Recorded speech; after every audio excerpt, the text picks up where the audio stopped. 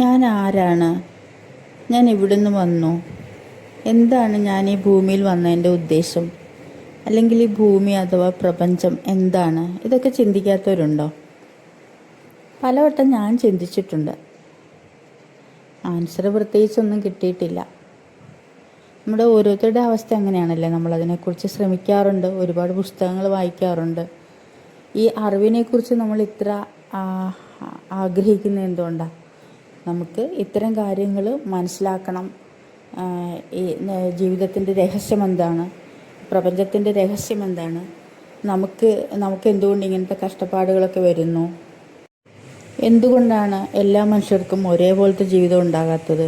ചിലർക്ക് കഷ്ടപ്പാട് വളരെ കൂടുതലാണ്, ചിലർക്ക് സന്തോഷം കൂടുതലാണ്.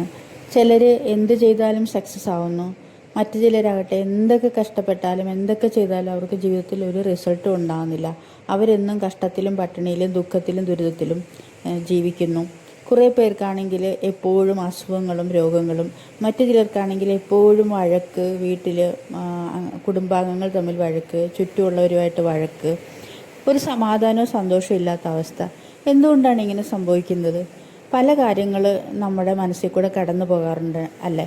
എന്തുകൊണ്ടാണ് നമ്മളിങ്ങനെ ദുഃഖം ധാരാളമായി അനുഭവിക്കുന്നത്? പലരും പറയാറുണ്ട്, ജീവിതത്തിൽ ദുഃഖത്തിന് കാരണം മുജ്ജന്മ കർമ്മമാണ്, അല്ലെങ്കിൽ മുന്നേ നമ്മൾ ചെയ്തിട്ടുള്ള പാപകർമ്മങ്ങൾ കൊണ്ടാണ് നമ്മുടെ ദുരിതം മാറാത്തത്.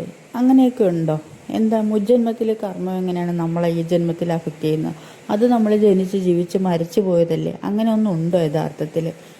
അങ്ങനെ ഉണ്ടെങ്കിൽ തന്നെ അത് നമ്മുടെ ഈ ജന്മത്തിൽ എങ്ങനെ അഫക്റ്റ് ചെയ്ത്? ഇപ്പോൾ നമ്മൾ പൂർണ്ണമായിട്ടും വേറൊരു ജീവിയായി ജീവിക്കുമ്പോൾ, അല്ലെങ്കിൽ വേറൊരു വ്യക്തിയായിട്ട് ജീവിക്കുമ്പോൾ പഴയ കാര്യങ്ങൾ എങ്ങനെയാണ് നമ്മളെ അഫക്റ്റ് ചെയ്യുന്നത്? അത് ശരിയാണോ? അതിൽ ധർമ്മമുണ്ടോ? അങ്ങനെ നമ്മൾ പഴയ കാലത്തെ കുഴപ്പങ്ങൾ ഓർത്ത് ഈ ജീവിതം കഷ്ടപ്പെട്ട് ജീവിച്ച് തീർക്കേണ്ടതുണ്ടോ? എന്താണ് ജീവിതത്തിൻ്റെ യാഥാർത്ഥ്യം? നമ്മൾ കടന്നു പോകുന്ന വഴികളിലെ മുള്ളുകളും പൂക്കളും വിരിക്കുന്നത് ആരാണ്? നമുക്ക് സാമ്പത്തിക ബുദ്ധിമുട്ട് ഉണ്ടാകുന്നത് എന്തുകൊണ്ടാണ്? ഇതിനെയൊക്കെ എങ്ങനെ നമുക്ക് മറികടക്കാം? ഇതുപോലെ ധാരാളം ചോദ്യങ്ങൾ എന്നും നമ്മുടെ മുന്നിൽ വരാറുണ്ട്. ഈ ചോദ്യങ്ങൾക്ക് വല്ല ഉത്തരങ്ങൾ നമുക്ക് കിട്ടാറുണ്ടോ? ഒരിക്കലുമില്ല. നമ്മൾ വെറുതെ ആലോചിച്ച് തല പുകയ്ക്കുമെന്നല്ലാതെ ആർക്കും ഇതിനുത്തരം കിട്ടാറില്ല, നമ്മൾ എത്ര ആലോചിച്ചാലും. പക്ഷേ ഉത്തരം അറിയാവുന്നവരുണ്ടാകും അല്ലേ? നമുക്ക് ഇനിയുള്ള സമയം ഇതിന് ഉത്തരം തേടുന്നതായിട്ട് നമുക്ക് ചിന്തിക്കാം. ഒരുപാട് തലപുകയ്ക്കേണ്ട ആവശ്യമില്ല, ഇതിന് ഉത്തരങ്ങളുണ്ട്.